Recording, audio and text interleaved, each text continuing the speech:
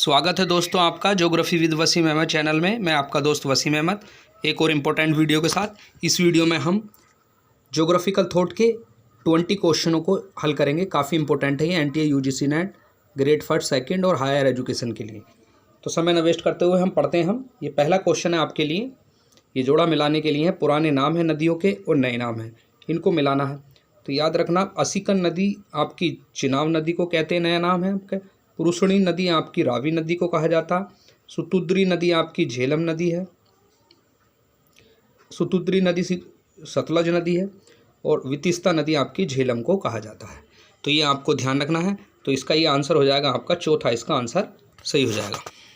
उसके बाद अगला देखते हैं, इसकी व्याख्या देख लेते हैं, थोड़ा सा इसको समझ लेते हैं। ऋग्वेद जो थे हमारे, जो वेद है, वेद के जो 10वें मंडल का जो 75वां सूक्त है वो नदी सूक्त कहलाता है। ये आपको ध्यान रखना। इस सूक्त में वर्णित सुतुद्री नदी सतलज को कहते हैं, परुषणी नदी रावी को कहते हैं, असिकिन नदी चेनाब नदी को कहा जाता, अर्जिकिया या विपाशा नदी व्यास को, और वितिस्ता नदी आपकी झेलम को कहा जाता था ऋग्वेद में। और गंगा, यमुना और सरस्वती आदि नदियों को उत्तम सोम से संबंधित माना जाता था। उसके बाद दूसरा प्रश्न देखते हैं हम, काफ़ी इंपॉर्टेंट है ये। भूगोल का प्रारंभिक विवरण जीवन वितरण विज्ञान, भूगोल का प्रारंभिक विवरण जीवन वितरण विज्ञान के रूप में दिया था। किस भूगोलवेत्ता ने दिया था? आपको ध्यान रखना, एक कोटेशन है हमबोल्ट ने। उसके बाद अगला प्रश्न देखते हैं हम, निम्नलिखित विद्वानों में से किसने सर्वप्रथम विश्व भूखंड को 3 महाद्वीपों एशिया, यूरोप, एशिया, लीबिया मतलब अफ्रीका में विभक्त किया था? तो ये हमें ध्यान रखना, सबसे पहले आपका हेरोडोटस ने किया था ये। उसके बाद अगला प्रश्न देखते हैं, विश्व का एक मानचित्र है दिया गया, एक मानचित्र है, ये पहचानना किन भूगोलवेत्ताओं ने इस मानचित्र को तैयार किया था? तो याद रखना, इसका आंसर है आपका अरब भूगोलवेत्ताओं ने इस मानचित्र को तैयार किया था। उसके बाद अगला प्रश्न है आपका, ये आपका जोड़ा मिलाने के लिए है। ये पुस्तक दे रखी है कुछ और उनके लेखक। तो दी चेंजिंग नेचर ऑफ ज्योग्राफी मिंसाल या आर की पुस्तक है, आपको ध्यान रखना है। कंसेप्चुअल रेवोल्यूशन इन ज्योग्राफी आपकी डेविस की पुस्तक है ये। ज्योग्राफी एंड ज्योग्राफर्स ये जॉनस्टन RJ की पुस्तक है। थीम्स इन ज्योग्राफिकल थॉट ये डेविड हार्वे ME की पुस्तक है, ये ध्यान रखना है आपको। आगे देखते हैं हम, ये मात्रात्मक क्रांति से संबंधित प्रश्न है। कथन दे रखा आपका, मात्रात्मक क्रांति के अनुयायियों ने मानव भूगोल को स्थानिक विज्ञान के रूप में परिवर्तित किया। आर है इसका कारण, उन्होंने माना कि मानव विवेकपूर्ण है और अपने लाभों को इष्टतम बनाने का प्रयास करता है। तो ये AR दोनों सही हैं और R1 की सही व्याख्या यहाँ पर कर रहा है। अगला प्रश्न है आपका, व्यवहारात्मक पर्यावरण से क्या तात्पर्य है? तो ये ध्यान रखना है, इसका जो आंसर है आपका C है, पर्यावरण के फलन के रूप में मानव का व्यवहार, पर्यावरण को स्वच्छ रखने के लिए। अगला प्रश्न है आपका, ये मात्रात्मक क्रांति से है, ये ध्यान रखना आपको। निम्न कथनों पर विचार करना है। पहला कथन है आपका, मात्रात्मक क्रांति का अर्थ है भौगोलिक तंत्र को समझने में सांख्यिकी व गणितीय तकनीकी का प्रयोग।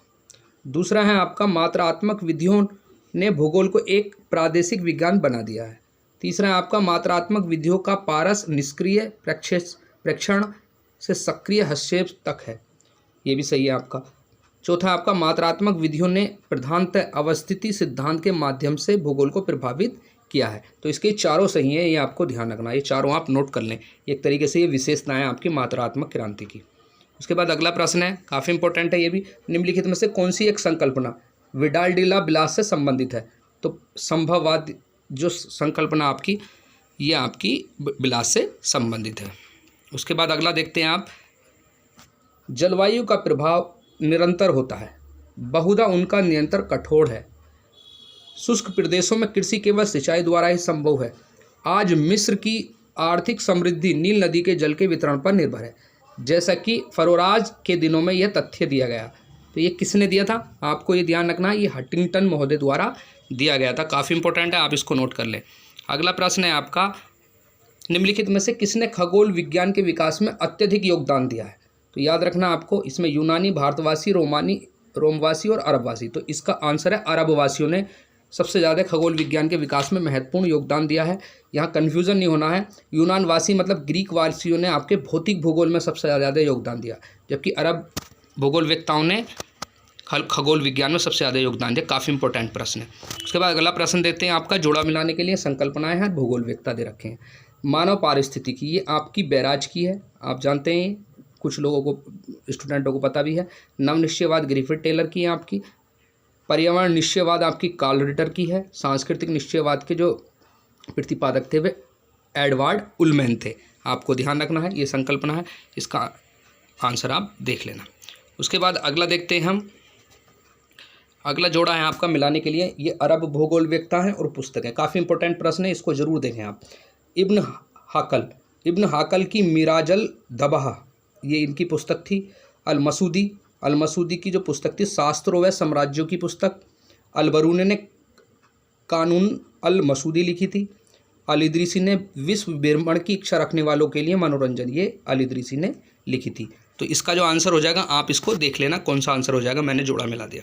उसके बाद आगे देखते हैं हम, अगला प्रश्न है आपका, निम्नलिखित पर विचार करना। ज्योग्राफिकल पॉवेट ऑफ हिस्ट्री, सामान्य अपरतन चक्र, रेवेस्टीन का लॉज ऑफ माइग्रेशन, प्रवास के नियम, और रेडजेल का एंथोपियो ज्योग्राफी, इनका सही कालक्रम बताना कि कौन कब प्रकाशित हुआ। तो इसमें ध्यान रखना आपको, सबसे पहले इसमें हुआ था आपका, ये ध्यान रखना है, सबसे पहले इसमें था आपका रेडजेल का एंथोपियो ज्योग्राफी, याद रखना आपको। ये लगभग आपका जो समय था ये आपका 1872 से और 1875 के बीच ये पूरा हुआ था, आपको ये ध्यान रखना। उसके बाद इसके दूसरे नंबर पर आपका आता है सामान्य अपरदन चक्र, जो कि किसका था आपका, ये डेविस का सामान्य अपरदन चक्र था, जो कि 1899 में प्रतिपादित हुआ था। उसके बाद आपका आता है तीसरे नंबर पर रेवेस्टीन का लॉज ऑफ माइग्रेशन, ये 1885 में प्रकाशित हुआ था। फिर उसके बाद आता आपका सबसे लास्ट में आता है ज्योग्राफिकल पॉवेट ऑफ हिस्ट्री, जो कि मैकेंडियन ने दिया था। इसका जो समय था वो 1906 के आसपास था, ये आपको ध्यान रखना। तो इसका जो आंसर हो जाएगा आपका डी हो जाएगा। उसके बाद आगे देखते हैं हम, 1950 के दशक में नए भूगोल की अभिलक्षणिक विशेषता थी, कौन सी थी, यह आपको ध्यान रखना। 1950 का जो काल था, तो इसका मैं सीधा आंसर बता देता हूँ। यह स्थानीयकरण के सिद्धांत, मात्रात्मक विधियों या मॉडलों के प्रयोग पर बल देता था। 1950 के दशक में ज़्यादातर मात्रात्मक सिद्धांतों पर जोर दिया गया था, और यह काल आपका 1950 से 1960 के बीच मात्रात्मक क्रांति का काल भी माना जाता है। तो इसका तीसरा आंसर हो जाएगा। उसके बाद अगला देखते हैं हम, काफ़ी इंपॉर्टेंट प्रश्न है। निम्नलिखित कथनों पर विचार करना। हेरोडोटस ने पृथ्वी को चपटी तस्तरी के रूप में घोषित किया, बिल्कुल सही है ये, किया, जिसके ऊपर सूर्य पूर्व से पश्चिम में एक चाप में घूमता है, ये ध्यान रखना। दूसरा है टॉलमी के विचार से पृथ्वी ब्रह्मांड के केंद्र में स्थित है, ये भी बिल्कुल सही है। टी और ओ मानचित्र पूर्व की ओर विमुख है था, ये भी सही है आपका। अरब भूगोलवेत्ताओं ने अपने मानचित्रों का दक्षिण की ओर अभिमुख किया, बिल्कुल इसके चारों आंसर सही हैं, आपको ध्यान रखना। उसके बाद अगला प्रश्न देखते हैं, अपने एंथोपियो ज्योग्राफी के अतिरिक्त रेडजेल ने कौन सी महत्वपूर्ण योगदान दिया था, किसमें आपका, तो ये राजनीतिक भूगोल में दिया था आपका, ये ध्यान रखना आपको। अगला प्रश्न है आपका, ये भी मात्रात्मक क्रांति से संबंधित है, इसको नोट कर लें, ये भी काफ़ी इंपॉर्टेंट होने जा रहा है। मात्रात्मक क्रांति के संदर्भ में निम्नलिखित कथनों पर विचार करना है। यह क्षेत्रीय भिन्नता पर केंद्रित है, ये बिल्कुल सही बात है। इसने भूगोल के स्पेस ज्यामिति तक सीमित कर दिया है, ये इसका गलत है, ये ध्यान रखना। इसमें क्षेत्रीय विज्ञान के विधि तंत्र का अनुकरण किया, ये बिल्कुल सही है। इसने क्षेत्रीय संरचना की विधियों के विकास में सहायता की, बिल्कुल ये भी सही है। तो इसका जो आंसर है आपका पहला, तीसरा और चौथा इसका आंसर हो जाएगा। इसका मतलब दूसरा इसका गलत है, तो पहला, तीसरा और चौथा इसका आंसर सही है, तो इसका ये आपका सी आंसर हो जाएगा। उसके बाद अगला प्रश्न देखते हैं, काफ़ी इंपॉर्टेंट है, कांड के बारे में है। कांड के निम्नलिखित कथनों पर विचार करना है। ज्ञान का या तो तार्किक या भौतिक विभाजन किया जा सकता है, ये बिल्कुल सही है। तार्किक वर्गीकरण आकारीय लक्षणों की समानता के आधार पर व्यक्तिगत तत्वों को संग्रहित करता है, ये बिल्कुल सही है। तीसरा आपका भौतिक वर्गीकरण उन व्यक्तिगत तत्वों को संग्रहित करता है जो एक ही स्थान तथा काल से संबंधित हैं, ये भी बिल्कुल सही है। इतिहास कथनात्मक तथा भूगोल वर्णनात्मक है, ये भी कांट ने कहा था, तो इसके ये चारों ऑप्शंस सही हैं। उसके बाद ये काफ़ी इंपॉर्टेंट 20 क्वेश्चन थे। मैंने जो आपका ये मैकेंडियर की पुस्तक थी आपकी पॉवर्टी हिस्ट्री 1919 है, इसका ये ध्यान रखना। ये 1919 में 1906 बता दिया था गलती से, इसका 1919 है जो मैकेंडियर की पॉवर्टी ऑफ हिस्ट्री, ये ध्यान रखना आपको। तो ये काफ़ी इंपॉर्टेंट प्रश्न थे। प्लीज़ आप चैनल को शेयर, लाइक और कमेंट्स करना ना भूलें। फिर हम अगले वीडियो में मिलेंगे। जय हिंद, जय